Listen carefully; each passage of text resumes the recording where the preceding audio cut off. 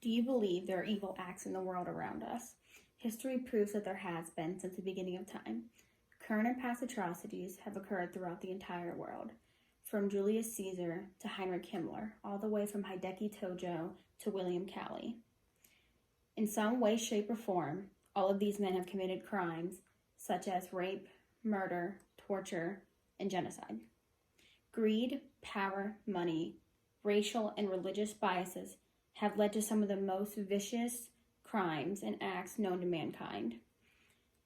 According to the Columbia Law Review, Robert Jackson, the former prosecutor of the Nuremberg trials, called those acts malignant, devastating, and something that cannot be forgotten by civilization.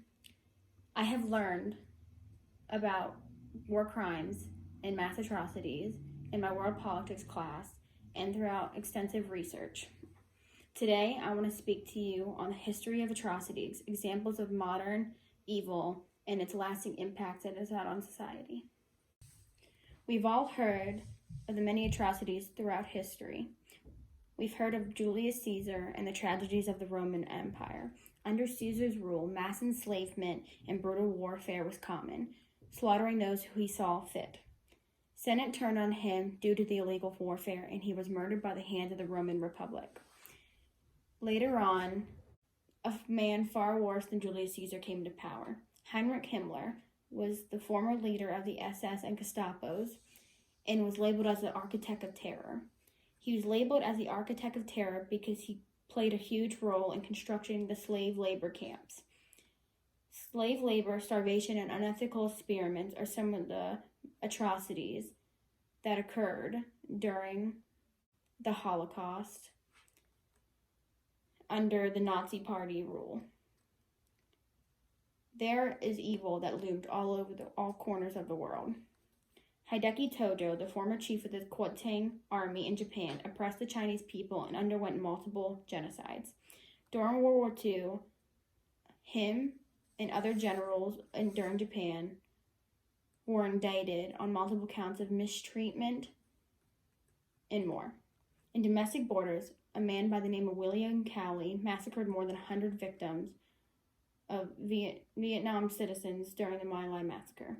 Chemical warfare was used by both governments and its citizens. Bloody massacres and tortures of Syrian citizens and prisoners has become increasingly more common during the war.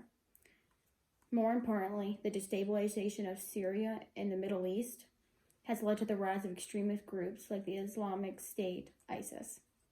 According to the Cornell International Law Journal, due to animosity between foreign nations, customs, cultures, and religious beliefs, there has been a talk of a hybrid court system for Islamic International Criminal Court. All over the world, people are subjected to cruel, vicious, and evil acts, and it doesn't just happen in the third world countries or just during war times. Equally important to the history of international atrocities is knowing about the ones occurring in the recent past.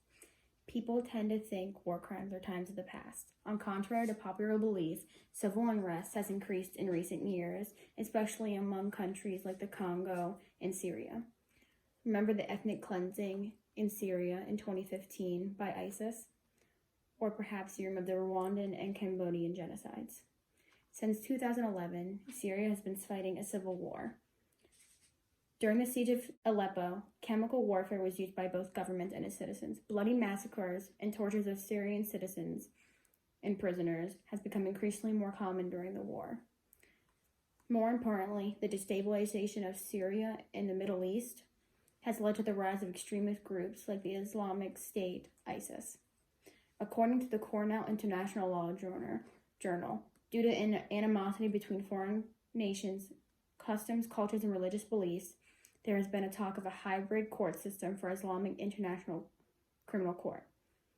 All over the world, people are subjected to cruel, vicious, and evil acts, and it doesn't just happen in the third world countries or just during wartime. There has been and still is mass atrocities occurring and has had a major impact on the current world we live in. During the 19th and 20th century, it was the first time the concept of a war crime was established.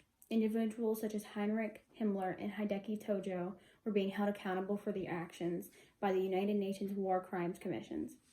The United Nations has a responsibility to address topics of atrocity throughout the world and implement actions based on behalf of foreign governments. The International Criminal Court and the war crime tribunals are just some of the many ways governments have tried to combat these atrocities from occurring. The world is full of displaced people, destabilized countries, and people who are oppressed, murdered, and raped on a wide scale every day. As stated by Yang Li at the United Nations Human Rights Council in Geneva, since 2019, minorities in Myanmar have seen an increase in human rights violations as serious crimes continue to take place daily. New technology has led to deadlier armed conflicts. The world has adapted and overcome many hardships, but there are still people out there being slaughtered. All in all, mass atrocities can encompass a wide variety of areas, such as war crimes, and people don't realize how prevalent they are today. I've talked about the history of war crimes, dating back to the times in the ancient Romans, to the current atrocities that plague our society today, and the numerous organizations that bloomed to convict war criminals and combat crimes globally. George Santayana once said, "Those who cannot remember the past are condemned to repeat it." So the question is, are we condemned?